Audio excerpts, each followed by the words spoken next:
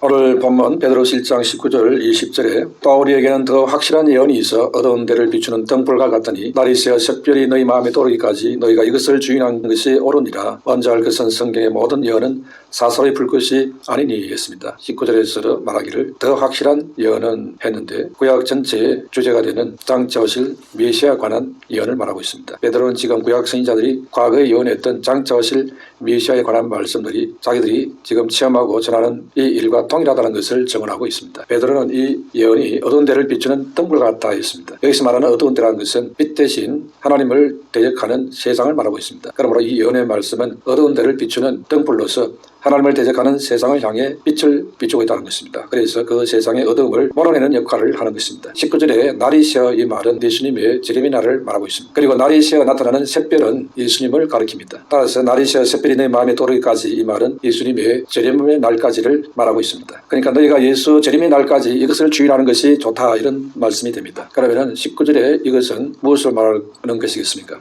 바로 그 다음 9절 20절에서 말씀하고 있습니다. 그러니까 예수님 재림이 있을 때까지 신약시대는 성경 말씀을 사사로이 풀지 말라는 것입니다. 본문 20절에 먼저 할 것은 성경의 모든 예언은 사사로이 풀 것이 아니니 했지요. 베드로는 자신이 변화산에서 경험한 예수님의 영광스러운 본래의 모습을 보았습니다. 그리고 그것이 장차 미래에 이루어질 예수님의 재림을 통해서 완성이 될 것을 말하고 있습니다. 예수님의 변화산 영광은 그 장차 나타날 재림의 영광이라는 것입니다. 그것을 미리 맛보았다는 것입니다. 그리고 베드로는 예수님의 재림이 아름다운 샛별처럼 점점 밝게 다가오고 있다는 것입니다. 그렇게 우리의 마음은 항상 예수님 재림에 대한 소망으로 가득 차 있어야 한다는 것입니다. 그런데 이런 성경의 예언은 그 어떤 것도 사람이 개인적으로 해석할 문제가 아니라는 것입니다. 왜 성경을 사사히 풀면 안 되느냐? 그것은 21절에서 가르쳐주고 있습니다. 예언은 언제든지 사람의 뜻으로 낸 것이 아니요 오직 성령의 감동하심을 받은 사람들이 하나님께 받아 말한 것임이라 했습니다. 성경은 하나님의 성령의 감동으로 인해서 기록을 했다고 했습니다. 그렇기 때문에 성경은 오류가 없도록 기록했다는 것입니다. 이 성경을 놓고 사사로이 풀고 해석을 해서 자신의 탐욕에 악용하는 자들이 있을 수 있다는 것입니다. 그래서 성경의 구절을 사용해서 상대방을 비난한다든지 공격하는 도구로 사용할 수 있다는 것입니다. 또 그런 자들이 나타났다는 것입니다. 타인을 비난하기 위해서 성경 구절을 사용하는 방법은 결코 좋은 방법이 아닌 것입니다. 성경 말씀을 연약한 자를 사랑으로 감싸기 위해서 있는 것이지 이게 상대방을 찌르라고 있는 게 아닌 것입니다. 그러므로 권정을 시행하더라도 예수 그리스도의 마음으로 겸손과 온유와 오래 참음과 가르침으로 경계하며 경책해야 한다 했습니다. 그리고 사람을 매물로 판단하지 말고 편견 없이 공평으로 대해야 하는 것입니다. 갈라디아 6장 1절에 형제들아 사람이 만일 무슨 범죄한 일이 드러나거든 신령한 너희는 온유한 심령으로 그러한 자를 바로잡고 너 자신을 살펴보아 너도 시험을 받을까 두려워하라 했습니다. 그리고 범죄한 형제가 회개하고 돌아서게 되면 당자가 회개하고 돌아올 때 맞이했던 그 아버지의 심정으로 감사해야 한다는 것입니다. 또한 충고하는 자는 온화하고 부드러운 심정으로 충고해야 하는 것입니다. 그러니까 우리는 샛별이 떠오르는 것을 기다리듯이 예수님 재림을 고대하면서 지내야 됩니다. 그러면서 주님이 재림할 때까지 우리는 하나님의 성경 말씀이 가르치는 대로 믿음으로 살아야 하는 것입니다. 그리고 성경 말씀을 성령의 감동으로 풀면서 그렇게 믿음 생활을 해야지 사사로이 풀고 잘못된 신앙의 길로 가지 말라는 것입니다. 첫 번째로 성경 말씀은 하나님을 계시하는 진리입니다. 그러므로 성경 말씀은 사람의 뜻으로 나온 것이 아닌 것입니다. 그렇기 때문에 이 말씀에 우리가 유의해야 됩니다. 19절에 또 우리에게는 더 확실한 예언이 있어 어두운 데를 비추는 등불과 같더니 날이 새어 샛별이 너희 마음에 도르기까지 너희가 이것을 주인한 것이 옳으니라 했지요. 예수님 재림할 때까지 예언의 말씀인 성경에 대해 조심해야 한다는 것입니다. 우리에게 있어 확실한 예언이 되는 이 성경 말씀이 어두운 데를 비추는 등불과 같다고 했습니다. 어두운 데라는 것은 세상으로서 죄와 허물로 죽게 된 인간의 마음을 가리키는 것입니다. 우리 마음은 원래 하나님의 지원받을 때는 죄가 없었으나 에덴에서 부패 타락한 이후로 원죄로 인해서 죄와 사망의 권세 아래에 들어가게 됐습니다. 그래서 우리에게는 사망의 어두운 그 자체가 되어버렸습니다. 그런데 이 어두운 마음에 하나님의 영광의 빛이 비춰져서 우리가 은혜를 받게 되었습니다. 그래서 우리가 하나님의 말씀을 깨닫고 믿고 받아들여서 거듭나게 되고 하나님과 교제하는 축복에 나가게 된 것입니다. 결국 하나님의 선하심을 본받아서 우리가 거룩을 추구하는 자가 되는 것입니다. 하나님의 생명의 빛을 받아서 구별된 자들은 성령의 조명을 받아서 하나님의 생명으로 가득 차게 되는 것입니다. 그래서 우리가 거룩하게 되고 선을 행하는 자가 되는 것입니다. 이것이 다 하나님의 전적인 은혜인 것입니다. 왜냐하니까 그것은 내 자신의 능력에서 나오는 선이 아니기 때문에 그렇습니다. 은혜의 힘으로 나오는 것입니다. 그렇기 때문에 우리는 지속적으로 이 은혜의 힘의 원천이 된 성령의 은혜를 사모해야 되고 또 성령의 조명을 받아야 하는 것입니다. 그러니까 날이 새어서 샛별이 너희 마음에 떠오르기까지 즉 예수님의 재림이 있을 그때까지 우리가 주님 앞에 설 때까지 우리는 말씀으로 바른 믿음의 삶을 살아야 한다는 것입니다. 그리스도인들은 정의와 평화의 하나님을 의지하고 삽니다. 그렇기 때문에 이 세상에 살면서 여러 가지 일을 경험할수록 이 세상은 하나님 나라에서 먼 것 같이 느껴지게 되는 것입니다. 우리가 살고 있는 이 세상은 정의와 평화보다도 불의한 일들이 너무나 많습니다. 불의한 자들이 활기를 치고 있고 그들이 물 만난 고기처럼 아주 그야말로 온갖 것을 다 휘어잡고 살아가는 그런 모습들을 보게 되는 것입니다. 또 가진 자들은 하나님에 대한 두려움이 없이 권력을 막 휘두르고 있습니다. 권력 있는 사람은 법관도 매수하고 경찰도 매수하고 죄를 짓고도 그냥 큰소리 떵떵 치고 더 잘 나가고 있습니다. 그래서 악을 향하는 자들이 더욱 기성을 부리고 그야말로 올바르게 사는 사람들은 다 바보가 되는 그런 세상이 되어가고 있습니다. 또 가난하고 힘없는 이런 자들을 억압하고 자기 이익을 위해서 교묘한 수법을 쓰고 있습니다. 많은 사람을 속이고 있습니다. 그래서 힘없는 사람들은 그런 자들에게 당하지 않을까 해서 떨고 사는 것입니다. 이래서 우리가 사는 세상에는 어둠으로 가득 차 있습니다. 이스라엘 역사를 보면은 백성들이 어디로 나아가야 될지 몰라서 우왕좌왕했습니다. 그때 하나님은 예언자를 보내서 하나님의 말씀을 전하게 했습니다. 그런데 그 당시 유대인들은 그 예언자의 말이 듣기 싫어서 그 입을 틀어막거나 죽이기도 했습니다. 그러나 이사야는 이사 62장 6절에 예루살렘이여 내가 성벽 위에 파수꾼을 세우고 그들로 하여금 주야로 계속 잠잠하지 않게 하였느니라 했습니다. 하나님의 말씀은 반드시 들려져야 하기 때문에 환영받지 못하고 핍박받아도 말씀은 선포된다는 것입니다. 그리스도인들은 확실한 하나님의 예언의 말씀을 가지고 있습니다. 하나님은 장차 공의로 세상을 통치하실 미시아를 보내실 것입니다. 그가 오시면은 이제 이 세상은 달라집니다. 그래서 어두운 세상이 밝은 빛으로 빛나게 될 것입니다. 무한 경쟁을 강요하는 개인주의를 조장했던 그런 세상이 이제 배려와 협력을 바탕으로 평화로운 세상이 되어지게 되는 겁니다. 이런 세상이 되려면 우리가 예수님과 친밀한 교제가 있어야 합니다. 예수님을 가까이에서 그 말씀과 생각과 성김의 은혜를 우리가 배워야 하는 것입니다. 그래야 그 세상에 우리가 살 것입니다. 예수님은 우리가 친밀한 관계를 갖기를 원하십니다. 그래서 계시록 3장 10절에 볼지어다 내가 문 밖에 서서 두드리노니 누구든지 내 음성을 듣고 문을 열면 내가 그에게로 들어가 그로 더불어 먹고 그는 나로 더불어 먹으리라 했습니다. 그러니까 예수님은 우리와 더불어 식사하기를 원하신다고 했습니다. 같이 식사한다는 것은 가족같이 친밀하기를 원한다는 것입니다. 요즘같이 바쁜 시대에 가족끼리 하루 세 끼 식사한다는 것은 쉽지 않습니다. 그러나 예수님은 우리와 하루 세 끼 같이 식사하고자 원하십니다. 내시는 우리가 이 세상에 살 때 함께 먹고 교제하기 위해서 오시다는 것입니다. 우리의 마음의 문을 열고 예수님을 나의 구주로 주인으로 모시면은 예수님은 그때부터 나와 더불어 먹고 마시겠다는 것입니다. 우리 신앙생활의 본질은 하나님께서 우리에게 주시는 양식을 먹는 것입니다. 구약 아모스 선지자는 이스라엘 백성들에게 이렇게 말했습니다. 아모스 8장 11절에 주 여호와 말씀이니라 보라 날이 이를지라 내가 기근을 땅에 부으리니 양식이 없어 죽임이 아니며 물이 없어 가람이 아니요 여호와의 말씀을 듣지 못한 기갈이라 했습니다. 아모스 선지자가 지적한 인생의 근원적인 문제점은 육신을 저렇게 하는 양식이나 물이 없어서가 아니라 했습니다. 인간의 근본 문제는 하나님의 말씀을 듣지 못한 영적 기갈이라는 것입니다. 오늘 이 시대에는 과거에 비해서 먹을 것이 풍성합니다. 많은 사람들이 너무 많이 먹어 오히려 건강에 문제가 왔습니다.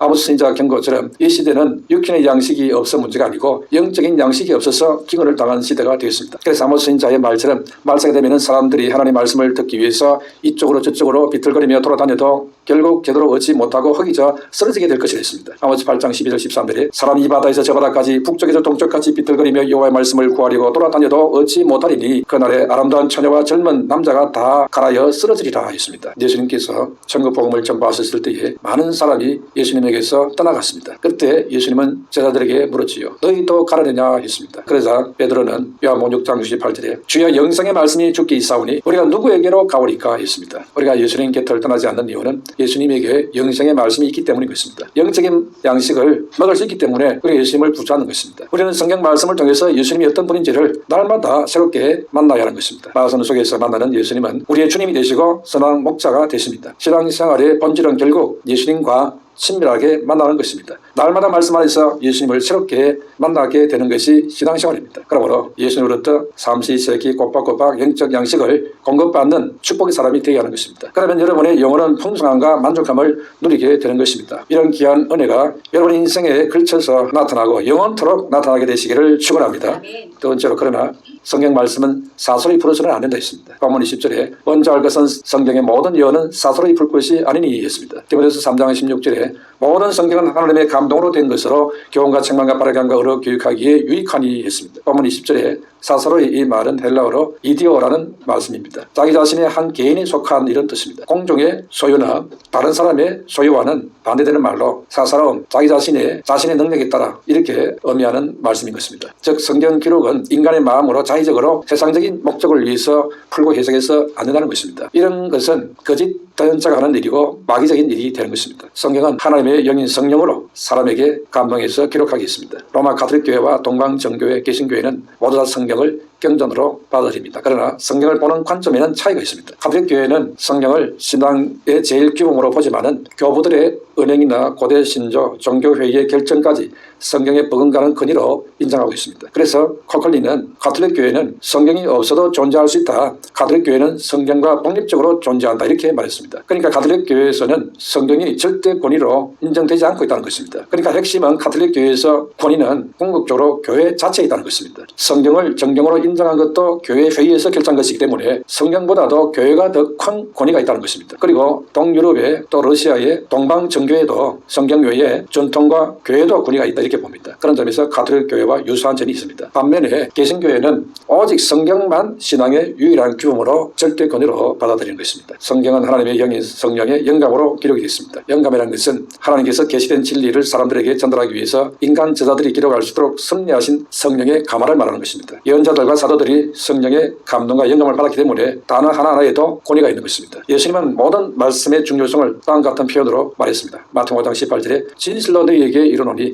천지가 없어지기 전에는 율법의 1.1획도 결코 없어지지 아니하고 다 이루리라 했습니다. 완전하신 하나님의 성령의 감동으로 기록된 성경은 오류가 없고 틀림이 없다는 것입니다. 그러므로 성경은 우리를 잘못 인도하거나 속이거나 실망시키지 않는다는 것입니다. 그런데 인간의 불신앙은 이런 성경의 권위와 오류 없음을 인정하지 않으려는 것입니다. 성경에 오류가 없다는 사실에 대한 주제로 많은 논쟁이 있어 왔습니다. 이리네우스, 터툴리안, 어거스틴은 성경의 완전 무성을 주장했습니다. 종교기획자인 저빙글리, 칼빈, 루터도 성경의 완전한 권위를 인정했습니다. 칼빈은 완전 축자 영감서를 받아들여서 성경 없이는 구원도 있을 수 없다고 말했습니다. 또한 칼빈은 성경 원본은 하나님의 말씀이고 거기에 인간적인 요소는 전혀 있을 수 없는 믿을 만한 신조라고 말했습니다. 그러면 성경이 하나님의 말씀이라면 그 말씀은 누가 어떻게 해석을 할 수 있습니까? 가톨릭 교회에서는 교회가 성경을 해석할 수 있는 권한을 가지게 되고 교황이 교회의 우두머리이기 때문에 성경의 최종 해석권은 교황에게 있다 이렇게 말합니다. 그리고 교황은 성경 해석에 오류를 범하지 않는다고 주장합니다. 아주 황당한 주장이 아닐 수 없습니다. 그러나 역사는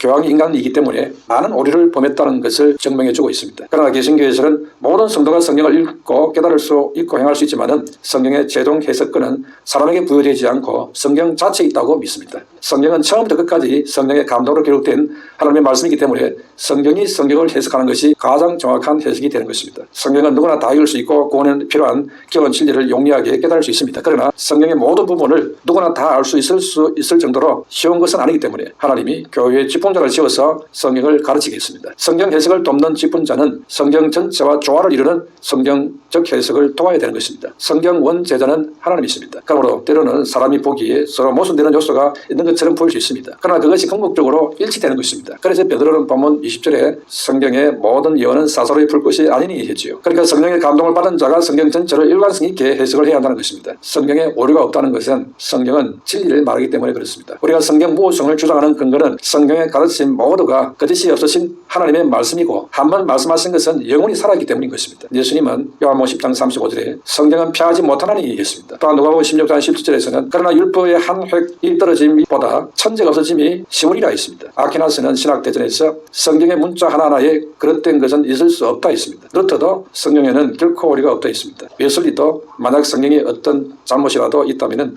수많은 잘못이 있다는 것과 같다. 만약 성경에 하나라도 그릇된 내용이 있다면 성경은 진리의 하나님에게서 주어진 것이 아니라 했습니다. 성경은 1600년의 긴 기간 동안 40여 명의 기자들에 의해서 쓰여진 책입니다. 그들이 처했던 환경과 습관과 문화적 배경과 개성이 다 달랐습니다. 그럼에도 불구하고 성경의 내용이나 그 사상은 놀라울 만큼 통일성이 있고 조화를 이루고 있습니다. 성경의 주제는 한결같이 삼일체 하나님께서 계획하시고 성취하시고 완성시키는 인류 구원의 역사인 것입니다. 이런 성경의 내적 통일성은 성경의 원저자가 시간과 공간을 초월해서 존재하시는 하늘이라는 사실을 증명하고 있습니다. 19세기 과학이 발전하고 다윈의 진화론이 확산되면서 성경의 절대 권위를 부정하는 자유주의 신학 풍조가 퍼져나갔습니다.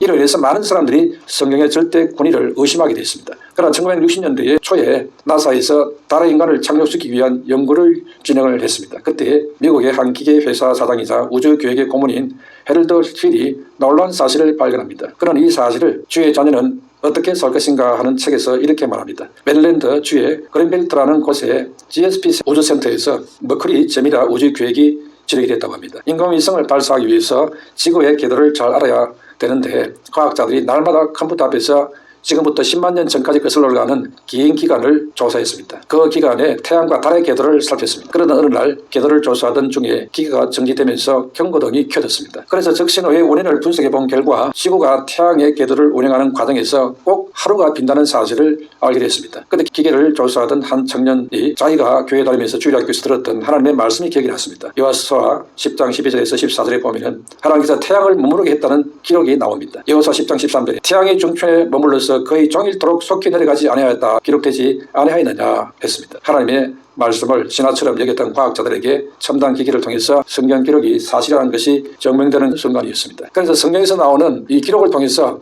기계가 고장이 아니고 이게 과거에 지구에 이런 사건이 있었구나. 그러면 이 계산이 틀린 것이 아니구나 하는 것을 확인했다는 것입니다. 그렇게 해서 우주선을 발사하고 띄워서 우주선이 정확한 자리에 가는 실제적인 우주선 계획을 실행할 수 있었다는 것입니다. 만약 이런 발견이 없었더라면 아마 불안해서 이게 과연 제대로 우주선이 제자리에 갈까, 이 계산이 틀리는데 중간에 딴 방향으로 가버리면 어떡하지? 그러면 모든 것이 다 무너지게 되는 것이죠. 이렇게 성경 스스로가 진리라는 사실을 증명을 한다는 것을 보여주고 있는 것입니다. 성경은 어떤 사람에 의해서 어떤 다른 권위에 의해서 증명이 되는 것이 아니고 성경 자체에 의해서 증명이 되는 것입니다. 세 번째로 우리가 성경을 읽을 때에 성령의 감동으로 읽어야 됩니다. 모든 성경은 하나님의 감동으로 된 것이라 있습니다. 본문 21절에 여호는 언제든지 사람의 뜻으로 낸 것이 아니요 오직 성령의 감동하심을 받은 사람들이 하나님께 받아 말한 것이라 했습니다. 구약은 BC 1500년경 모세가 모세오경을 기록했습니다. 그리고 구약 성경 마지막 말라기는 BC 400년경에 말라기 선지자에 의해서 기록되어 있습니다. 구약 39권은 약 1100년에 걸쳐서 기록이 되었습니다. 신약은 AD 51년 데살로니가전서 기록을부터 시작해서 95년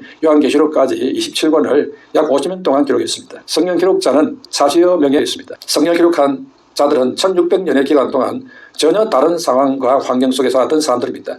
성경 기록자의 직업은 왕도 있고 제사장도 있고 예언자, 평범한 여인, 어부 출신, 제주 출신도 있습니다. 그런데 놀라운 것은 모든 내용이 마치 같이 언론하고 대화를 나눈 것처럼 한 사람이 쓴 것처럼 일관성 있게 기록이 되었습니다. 이것은 성경의 감동이 없이는 불가능한 일인 것입니다. 여러 세대에 1600년의 긴 기간 동안에 기록된 성경인데도 불구하고 그 성경의 주제가 하나로 통일되어 있고 그리고 방향이 같다는 것입니다. 이것은 사람이 할 수 있는 일이 아닌 것입니다. 하나님의 성령의 감동을 받은 사람들이 하나님의 뜻대로 기록했다는 것을 확실하게 증거하는 것입니다. 성경은 하나님께서 인간을 위해서 기록한 특별한 책입니다. 성경은 하나님 자신의 유익을 위해서 기록한 것이 아니라 책을 읽는 사람들에게 유익을 주기 위한 책인 것입니다. 즉 인간을 위한 말씀인 것입니다. 그리고 성경은 인간 구원의 주가 되시는 예수 그리스도에 대한 기록입니다. 요한복음 5장 39절에 너희가 성경에서 영생을 얻는 줄로 생각하고 성경을 연구하거니와 이 성경이 곧 내게 대하여 증언하는 것이니라 했습니다. 성경 기록 목적은 요한복음 20장 31절에 오직 이것을 기록하면 너희로 예수께서 하나님의 아들 그리스도이심을 믿게 하려 하며 또 너희로 믿고 그 이름을 힘입어 생명을 얻게 하려 함이니라 했습니다. 이렇게 성경 말씀은 예수 믿고 구원받게 하는 목적이 있다는 것입니다. 이 말씀을 사랑하고 순종하는 자는 복을 받게 됩니다. 구원을 받게 되고 영생의 복을 받게 됩니다. 그리고 영육간에 땅에 사는 동안에도 평통한 축복을 받게 됩니다. 시편 1편 1절의 사람들이 보면은 복 있는 사람은 악인들의 꾀를 따르지 아니하며 죄인들의 길에 서지 아니하며 오만한 자들의 자리에 앉지 아니하고 오직 여호와의 율법을 즐거워하여 그의 율법을 주야로 묵상하는 자로다. 그는 시냇가에 심은 나무가 저를 따라 열매를 맺으며 그 잎사귀가 마르지 아니한 같으니 그가 하는 모든 일이 다 형통하리로다 했습니다. 하나님의 말씀을 주야로 묵상하는 자가 될 때에 이 복이 온다는 것입니다. 말씀은 그냥 막 책을 많이 읽듯이 줄줄줄 그렇게 읽는 것이 아니고 한 말씀 한 말씀을 내 마음에 깊이 묵상하면서 읽는다는 것입니다. 내 이름으로 기도하라. 그리하면 주님께서 응답을 주신다 했습니다. 그리고 예수 이름으로 흑암이 떠나가고 지향이 떠나가고 마귀가 떠나간다고 했습니다. 그렇기 때문에 이 사실을 깊이 묵상하고 믿으면서 그 말씀을 붙잡고 주여 내게 우리 가정에 또 우리 직장에 사업장에 와 있는 이 안 되게 하는 저주의 세력을 예수님으로 명하노니 저주는 물러가라 지향은 떠나가라 선포하고 그리고 그 예수님을 더 신뢰하고 의지하고 말씀 묵상하는 가운데 예수님과 내가 하나가 되고 그리고 하나 되지 못하게 하는 내 안에 있는 부족함, 세상의 붙은 증오 욕심들을 회개하고 그래서 거룩하게 만들어서 또다시 주 이름을 부르게 되면은 그 말하는 기도가 능력이 나오게 되고 그 선포하는 선포에 하나님의 권능이 나타나게 되는 것입니다. 이런 실제적인 은혜를 체험하게 되어진다는 것입니다. 왜 나는 오래 믿어도 기도에 응답도 나타나고 왜 나는 오래 믿어도 되는 일도 없고 왜 이러냐. 하나님의 말씀을 주야로 묵상하면서 무슨 말입니까? 깊이 새겨서 아주 그냥 말씀이 내게 살이 되고 피가 되도록 하는 것입니다. 말씀과 내가 하나가 되고 일치가 되는 그런 그런 수준에까지 이르도록 말씀을 가까이 하는 것입니다. 그런 믿음 생활을 하게 되어질 때에 신학가의 생문나무처럼 열매를 맺게 되어지고 잎사귀 마르지 않은 같이 형통하게 되는 이 축복이 온다는 것입니다. 그러므로 하나님의 말씀을 우습게 여기면 그 인생이 우습게 될 것입니다. 하나님의 말씀을 귀하게 여기면 그 사람이 귀하게 될 것입니다. 하나님의 말씀을 주야로 깊이 묵상하면서 말씀과 하나가 되어버리면 그 입에서 말이 나가는 대로 말하는 대로 이루어지는 그런 축복을 체험하게 될 것입니다. 그러므로 살아있는 이 말씀을 여러분과 하나가 되는 그런 축복을 누리게 되시기를 주의 이름으로 축원합니다.